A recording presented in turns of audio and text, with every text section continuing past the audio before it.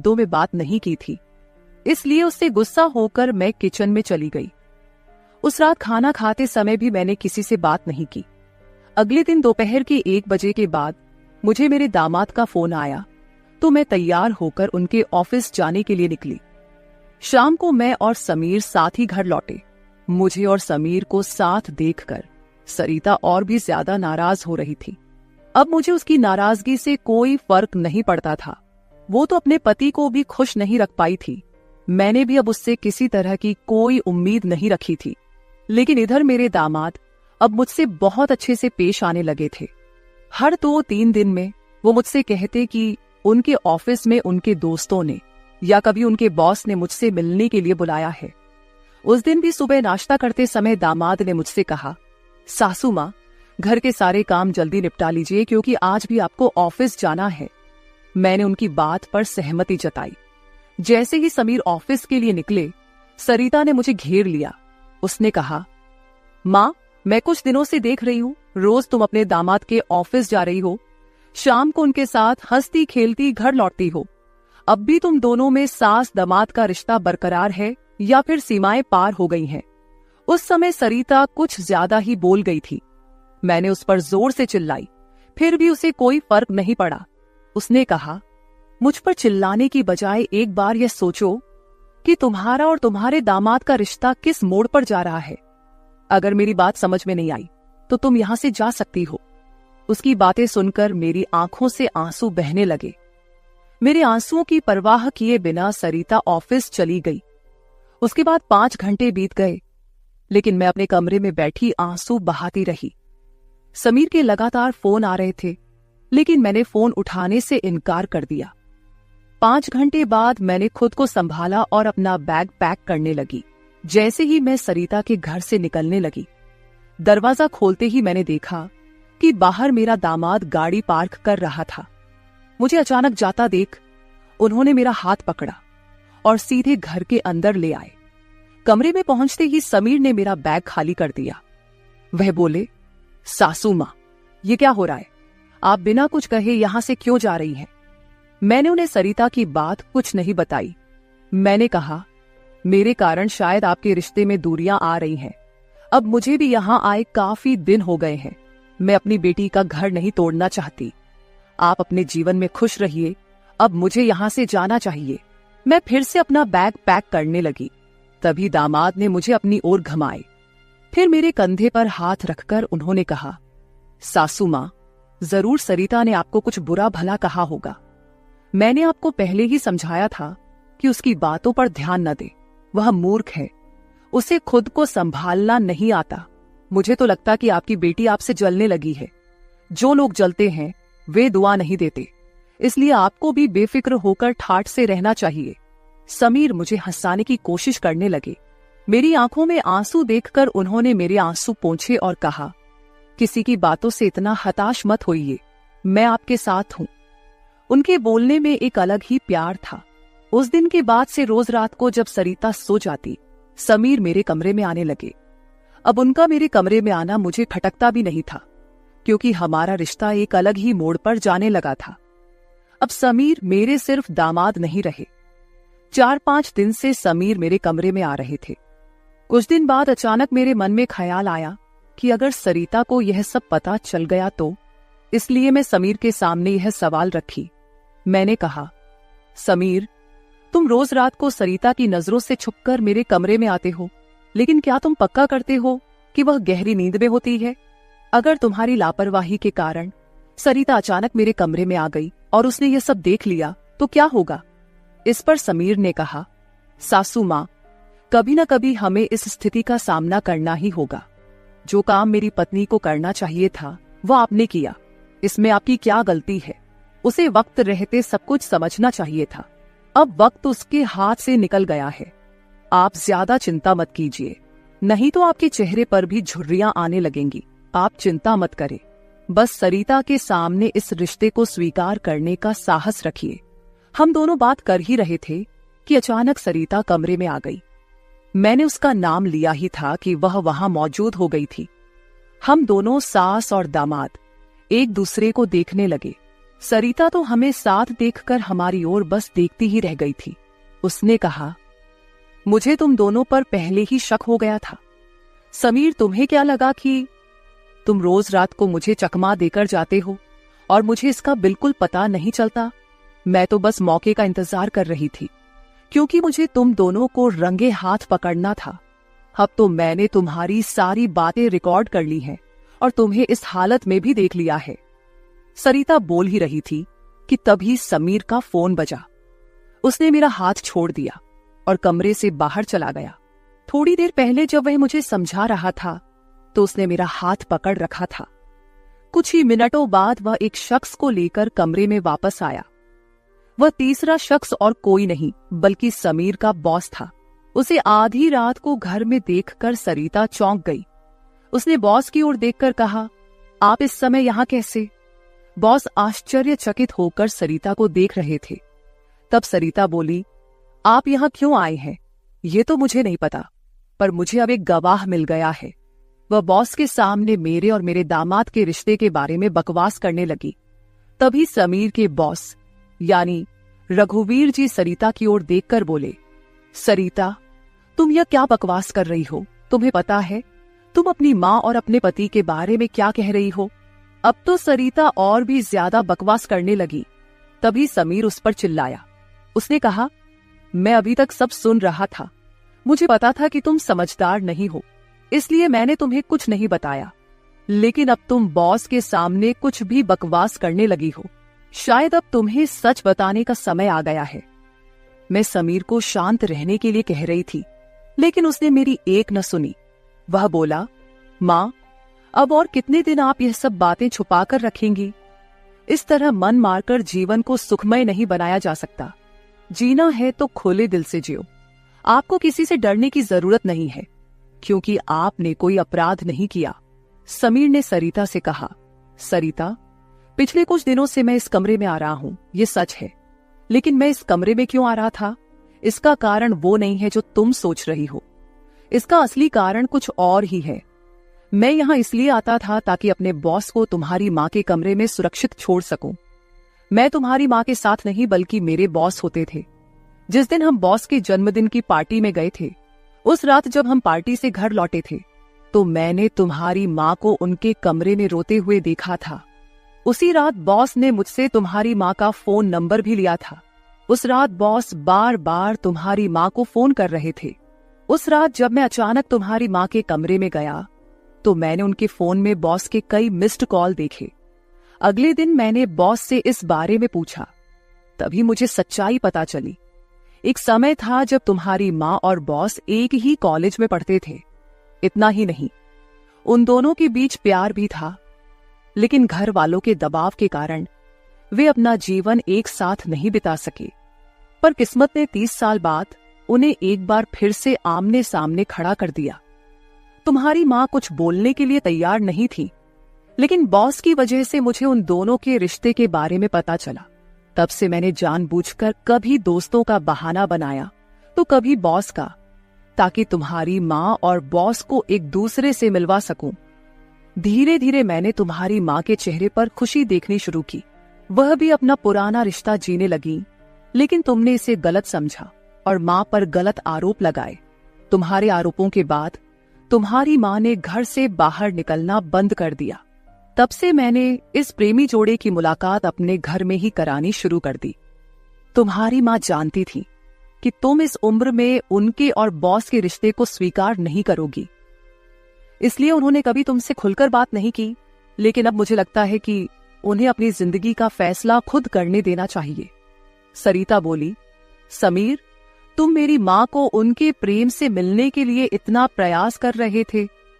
तुम दामाद होकर भी कोई आपत्ति नहीं कर रहे थे और मेरी माँ को एक बार फिर से जीने का मौका दे रहे थे।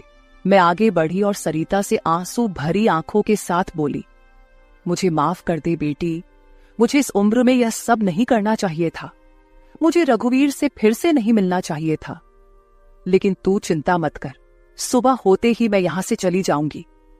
मैं रघुवीर से कभी नहीं मिलूंगी। इस उम्र में मुझे यह बातें तुम्हारे मुंह से सुनने से पहले ही मैं यहां से चली जाती हूं। मेरी आंखों में आंसू देखकर सरिता बोली, मां, मुझे माफ कर दो। मैंने तुम्हें समझा ही नहीं, ना मैंने कभी तुम्हारे अकेलेपन को महसूस किया। अब वो समय तो बीत गया, पर अगर तुम मेरे लिए जी सकती हो तो फिर मैं तुम्हारी खुशी में क्यों नहीं शामिल हो सकती। तुम्हारे समय में दादा ने तुम्हारी शादी नहीं होने दी होगी, लेकिन अब मैं उनके नक्शे कदम पर नहीं चलूंगी। मैं तुम्हें और बॉस को आपके आगे के जीवन के लिए ढेर सारी शुभकामनाएं देती हूं। बॉस मुझे मेरे पिता के रूप में स्वीकार है। बेटी की सहमति सुनकर मेरी आंखों में आंसू भर आए। रघुवीर भी मेरी तरह ही अपने जीवन में अकेले थे। अगले 3 दिनों के भीतर मेरी और रघुवीर की रजिस्टर्ड मैरिज मेरी बेटी और दामाद की मौजूदगी में हो गई। शायद ये पहली बार हुआ होगा कि एक बेटी ने अपनी मां की विदाई की थी। मेरी विदाई के समय मैंने सरिता को एक सीख दी। मैंने उससे कहा, सरिता, पैसा सब कुछ नहीं होता, इसीलिए हमेशा पैसे के पीछे भागना छोड़कर कभी अपने परिवार पर भी ध्यान देना चाहिए। कर्तव्यों से भागकर ना तो जीवन पूरा होता है, ना ही खुशियां मिलती हैं। अब समय आ गया है कि तुम अपनी जिम्मेदारियों पर ध्यान दो। सरिता ने मुझसे वादा किया कि आगे से वो अपने घर की जिम्मेदारियों को निभाने में पीछे नहीं हटेगी। मेरी विदाई होते ही सरिता ने पूरे 20 दिनों की छुट्टी ली। शादी के 2 साल बाद मेरी बेटी और दामाद एक बार फिर हनीमून पर गए। तो दोस्तों, शादी और प्यार की कोई उम्र नहीं होती। जहां दिल मिलते हैं वहीं रिश्ते भी अपने आप बन जाते हैं। बस जरूरत होती है एक दूसरे को समझने की। तो मेरे प्यारे दोस्तों, यह थी हमारी आज की छोटी सी कहानी। आपको ये कहानी कैसी लगी कमेंट करके जरूर बताएं। अगर आप ऐसी ही और भी इंटरेस्टिंग और रोमांटिक कहानियां सुनना चाहते हो तो चैनल को सब्सक्राइब जरूर कर ले और बेल आइकॉन ऑन कर ले, ताकि आपको मेरी आने वाली नई वीडियो की सूचना तुरंत मिल सके। कल मिलेंगे एक और नई कहानी के साथ। धन्यवाद।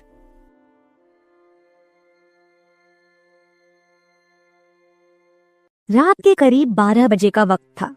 गर्मियों की रातें थीं और मैं अपने कमरे में सो रही थी।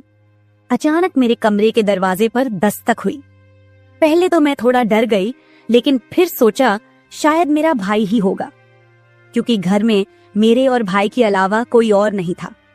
मैंने उठकर दरवाजे की ओर कदम बढ़ाए। दरवाजा खोलते ही मैंने बाहर झांका, लेकिन वहां कोई नहीं था। मैंने सोचा शायद ये मेरा वहम होगा। मैं वापस बिस्तर पर लेटने लगी। अचानक दरवाजे पर फिर से पहले से भी ज्यादा जोर की दस्तक हुई। मैंने कांपती हुई आवाज में पूछा, कौन है? लेकिन कोई जवाब नहीं आया। डरते हुए मैंने दोबारा दरवाजा खोला और वहां मेरा भाई खड़ा था। उसने मुझसे कहा, क्या हुआ दीदी, इतनी घबराई हुई क्यों लग रही हो? वो मुझे आज कुछ अजीब सी नजरों से देख रहा था। मैंने सोचा शायद मैं ही ज्यादा सोच रही हूँ, लेकिन मुझे क्या पता था कि उस रात कुछ ऐसा होने वाला था जिसने मेरी पूरी जिंदगी को बर्बाद कर दिया, जिसे मैं चाहकर भी कभी भूल नहीं पाई। अब मैं आपको अपनी जिंदगी का वो सच बताने जा रही हूँ जिसे मैंने आज तक सबसे छुपा कर रखा था।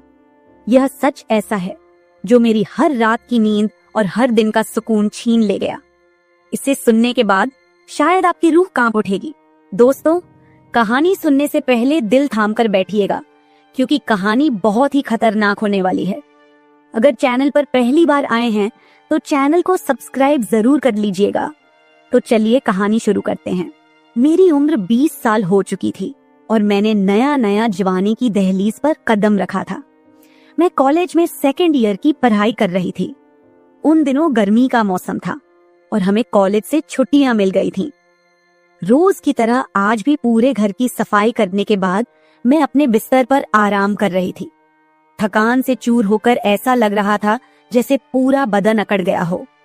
मैं अपने बिस्तर पर लेटकर सुकून पाने की कोशिश कर रही थी और हाथों से अपने सिर की मसाज कर रही थी।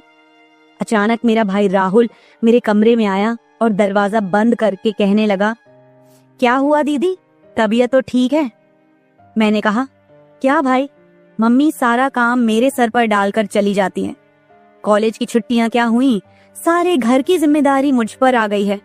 ऊपर से काम वाली बाई भी छुट्टी पर है। मुझसे नहीं होते ये घर के काम। मेरी बात सुनकर वह मेरे पास आकर बैठ गया और कहने लगा, मेरी प्यारी बहन, कोई बात नहीं, मैं अभी तुम्हारे लिए दूध लेकर आता हूँ, उसे पियोगी तो सुकून मिल जाएगा। राहुल की बात सुनकर मैं मुस्कुरा दी और कहा, बस तुम खाना बाहर से ले आना, मैं थोड़ी देर सोऊंगी तो मेरी तबीयत कुछ बेहतर हो जाएगी। राहुल कमरे से निकल गया। कुछ देर बाद ठंडे दूध के गिलास के साथ वह वापस आया। मुझे उस पर बहुत प्यार आया। दुनिया में बहुत कम ही ऐसे भाई होते हैं जो अपनी बहनों का इतना ख्याल रखते हैं। मैं उसे ढेर सारा आशीर्वाद देने लगी और उसका लाया हुआ दूध पीने लगी। दूध पीने के बाद मैं अपने बिस्तर पर लेट गई। राहुल कहने लगा, चलो दीदी, मैं तुम्हारा सिर दबा देता हूँ, तुम सो जाओ। वह मेरे पास बैठ गया और अपने हाथों से मेरा सिर दबाने लगा। उसके हाथों से मुझे सुकून मिलने लगा और मेरे सर का दर्द भी कम हो गया था। मैं आंखें मूंद कर लेट गई और कुछ ही देर में मैं गहरी नींद सो गई। मुझे कोई भी होश नहीं था कि मैं कितने घंटे तक सोती रही। जब मेरी आंख खुली तो मैंने घड़ी पर टाइम देखा। रात के 9 बज चुके थे। शायद थकावट की वजह से मुझे वक्त का एहसास ही न हुआ। मम्मी और पापा भी ऑफिस से वापस आ चुके थे। मुझे कुछ भी समझ नहीं आ रहा था और मेरा पूरा शरीर दर्द कर रहा था। मैं बिस्तर से उठकर बाथरूम जाने लगी। तभी मुझे चक्कर आ गए। मुझे ऐसा लग रहा था जैसे सब कुछ घूम रहा हो और अगर दीवार का सहारा नहीं लिया होता तो शायद गिर जाती। खुद को संभालते हुए मैं फ्रेश होकर बाहर आई। देखा कि सभी खाने के टेबल पर बैठे हुए थे और मेरे आने का इंतजार कर रहे थे। मैं जाकर आराम के साथ कुर्सी पर बैठ गई। मेरी हालत काफी खराब हो चुकी थी और थकावट से मेरा पूरा बदन दर्द कर रहा था। राहुल ने देखा कि मैं थकी हुई हूँ तो तुरंत मम्मी से कहने लगा, मम्मी देखिए, अंजलि दीदी पर काम का बोझ थोड़ा कम डाला करे। अरे अगर काम वाली नहीं आ रही तो उसकी जगह किसी और को रख ले। यह बेचारी सारा दिन काम करके थक जाती है। देखें तो इसकी रंगत भी पीली पड़ चुकी है। वाकई में मेरी हालत दिन ब दिन खराब होती जा रही थी। मम्मी और पापा दोनों ही काम करते थे क्योंकि सिर्फ पापा की जॉब से घर का खर्चा चलना मुश्किल था। साथ ही हमारी पढ़ाई का खर्च भी काफी था, इसलिए मम्मी भी उसी कंपनी में काम करती थी जहां पापा। हम दोनों भाई बहन कॉलेज जाते थे, लेकिन गर्मी के मौसम में छुट्टियां होने की वजह से घर पर ही थे। मैंने एक बात नोटिस की थी कि पिछले कुछ हफ्तों से राहुल मेरे कुछ ज्यादा ही करीब होने लगा था। जब से मुझे कॉलेज से छुट्टियां मिली थीं, तब से वह मेरा कुछ ज्यादा ही ख्याल रखने लगा था। अगर मैं घर का कोई काम करती तो वह आकर मदद करने लगता। कभी कभी काम करते वक्त मुझे थकावट महसूस होती तो वह मुझे आराम से बिठाकर मेरा सिर दबा देता।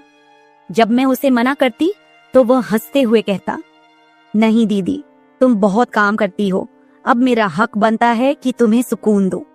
मैं उसे रोक नहीं पाती और चुपचाप लेटी रहती। लेकिन एक रात जो हुआ उससे मेरे होश उड़ गए थे। क्या राहुल कभी ऐसा कर सकता था? मैं अपने कमरे में सो रही थी। आधी रात के करीब मुझे महसूस हुआ कि जैसे कोई मेरे कमरे में आकर खड़ा हो गया हो। धीरे धीरे वह बिस्तर के पास आ रहा हो और मैं सोते हुए भी महसूस कर सकती थी कि कुछ अजीब हो रहा है। मुझे तुरंत झटका सा लगा और मैंने आंखें खोल दी। कमरा पूरी तरह से अंधेरे में डूबा हुआ था और जब मैंने उठकर देखा तो अंदर कोई नहीं था।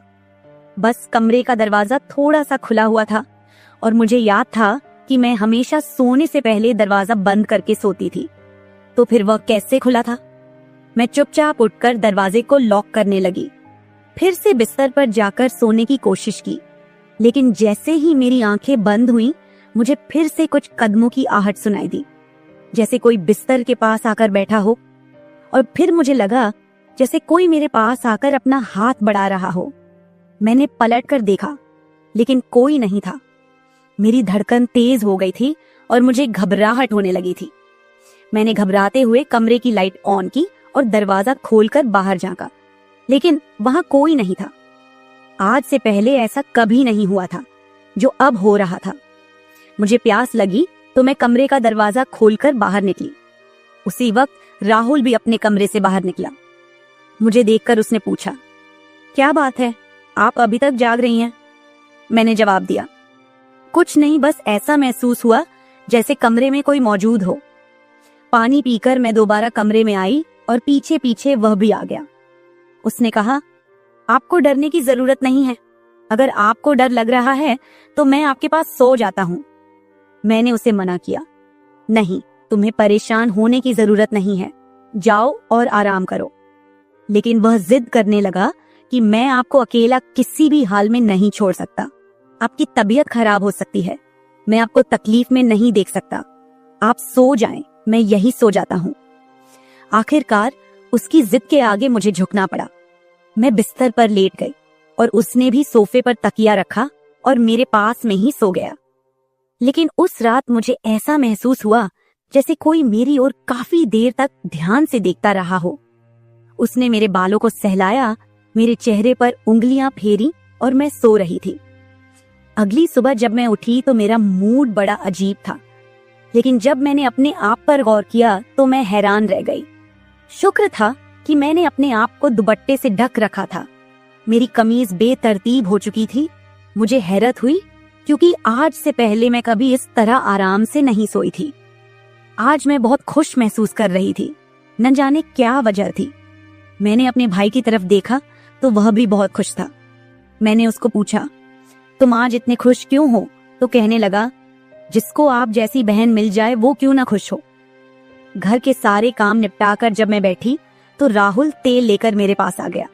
कहने लगा, अंजलि दीदी, आप अपने बाल खोल दे, मैं आपके सर में मालिश कर देता हूँ।